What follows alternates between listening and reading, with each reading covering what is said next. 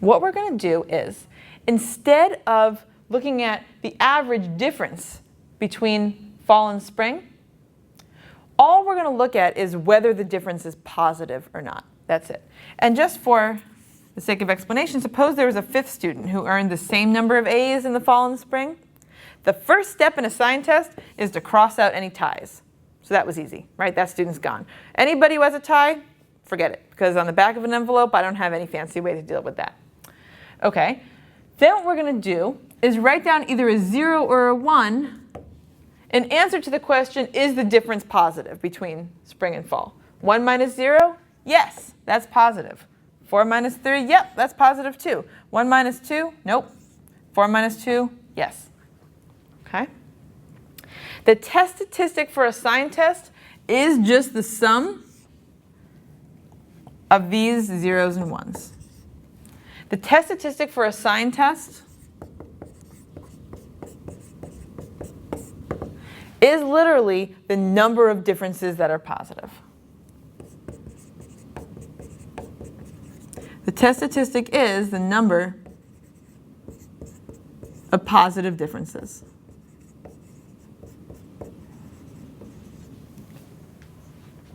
Now, that said, there's your test statistic. You could finish up the sign test by looking at all possible permutations, looking at all the ways you could flip around these values, come up with a reference distribution, come up with a p-value, and finish. Okay, that would be completely appropriate. That would be the sign test, because the sign test is just the permutation test or randomization test for pairs, where we use this as a test statistic, the number of differences that are positive.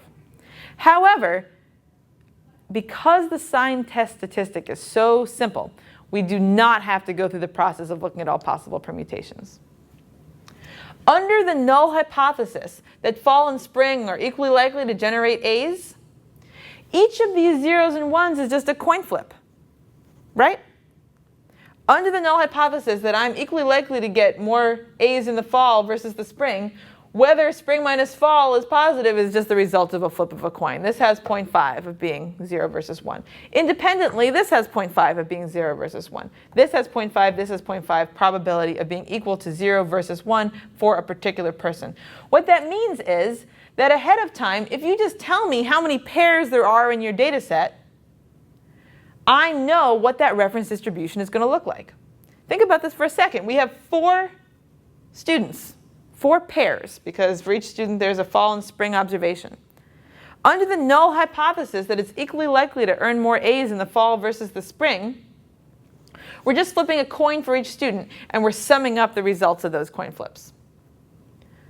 If the null hypothesis is true, and these really are just coin flips, on average, what do you expect to see for the sum of these ones and zeros? In other words, out of 4 pairs, out of 4 students, on average, how many of them do you expect to have 1s versus 0? On average, you'd expect to see a 2, right? 2 out of 4, 50%, if we're flipping a coin for each of these. So the mean of this histogram that we can imagine making is just a 2. Okay? But that's not all. If I had told you, separate from this sign test idea, that we were going to talk about probability, and I'd said, we're going to flip a coin 4 times and see how many heads we get. It's going to be a number between 0 and 4. We could have calculated the probability that we get 0 heads, 1, 2, 3, or 4 heads. We could calculate those probabilities. And that's exactly what the reference distribution is for the sign test. There's a certain probability that when you flip a coin 4 times, you'll get heads 0, 1, 2, 3, or 4 times. In this particular example I've invented, the number of positive differences, the number of coin flips that come up heads, is equal to 3. And so we can calculate the p-value, the probability of getting at least 3 positive differences based on this calculation here.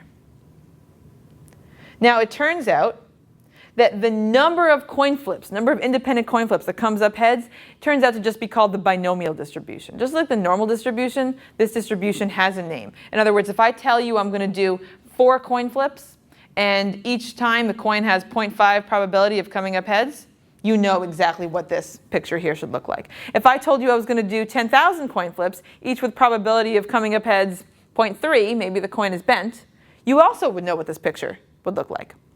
So in order to do a sign test, you know ahead of time, without actually looking at all the different possible permutations or randomizations, that you can compare this sign test statistic to the binomial distribution with that number of pairs and 0.5 as the probability.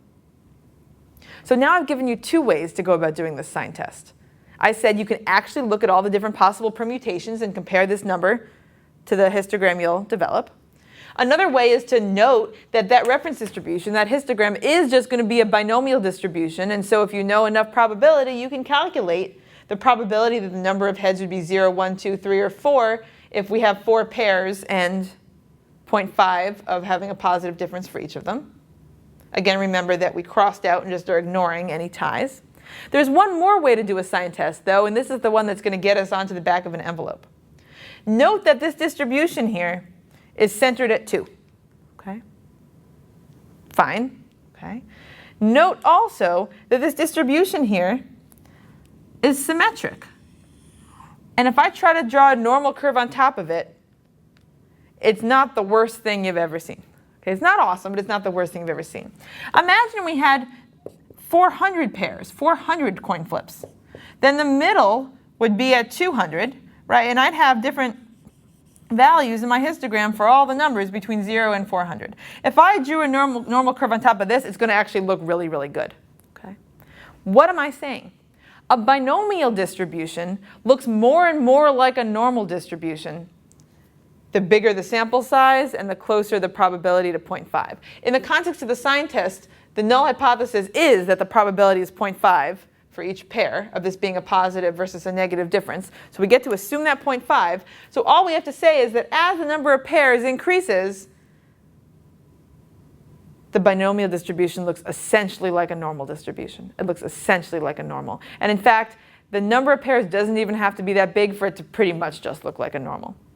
So that means that instead of just saying, oh, I know what I'd expect to see when I do 4 coin flips, I can say, well, I know that if I do 4 coin flips, I'm going to get a reference distribution that looks like a normal distribution with mean equal to the number of coin flips divided by 2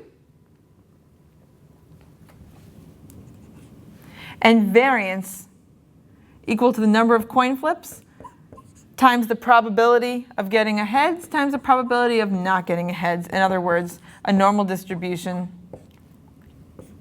2, 1 in this particular case. To generalize this is the same as a normal distribution with mean equal to the number of pairs divided by 2 and variance equal to the number of pairs divided by 4. The number of pairs divided by 2 is the mean because if I have 4 pairs and they each have a 0.5 chance of having a positive difference, the average is going to be 4 divided by 2. Why is the variance number of pairs divided by 4? We could calculate that explicitly. That is a fact about the binomial distribution. The fact is if you were to flip 4 coins, each with probability of coming up heads 0.5, the variance of the resulting binomial distribution would be the number of flips divided by 4. And that binomial distribution for a pretty small number of pairs will start to look exactly like a normal distribution. So now I've given you a third way to do the sign test. I've given you a third way to do the sign test. You can take the number of pairs that you have and actually look at all of the permutations. That was way number 1. You can take the number of pairs that you have and compare it to the appropriate binomial distribution. Great. Okay, that works too. Or you can take the number of pairs that you have and compare it to the appropriate normal distribution, which is great because we have some facts that we know about the normal distribution. So what are we saying here? We're saying that this statistic k, under the null hypothesis that we're just flipping coins, follows a normal distribution like that. But note that that's exactly the same thing as saying that if I took this number of coin flips that actually came up heads, in other words, the number of differences that are actually positive, subtracted the mean I'd expect to see under the null, and divided by the square root of the variance that I expect to see under the null, that should follow a standard normal distribution. And this is when we get to our envelope. If you tell me that you did 4 coin flips, I can calculate 4 divided by 2, and I can calculate 4 divided by 4. If I look at my paired data, it's pretty easy to see whether the differences are positive or negative, but I can count up that there are 3 of them. So I take 3 minus 4 over 2 divided by the square root of 4 over 4. And I get that number, and I compare that number to a standard normal distribution. In other words, all I care about is whether that number is less than -2 or greater than 2 to figure out whether we reject. And that I can do in the back of an envelope. You should not publish that usually in a paper. Usually that's not enough. You don't want to do a $1 million study and then end up with this, right? Because I've lost a lot of information. I've ignored a lot of data here. But this is a back of the envelope calculation that gives me a chance to figure out whether there's a general pattern in my data or not. And for our purposes, what we've seen is that for a particular test statistic, there are multiple ways to do the non-parametric test. You could literally look at every possible permutation. You could note that paired tests are just coming from coin flips, then we know something about the binomial distribution. Or you could generalize and say, wait a second, the binomial distribution looks just like the normal distribution. So that is another way to get the reference distribution for a paired test.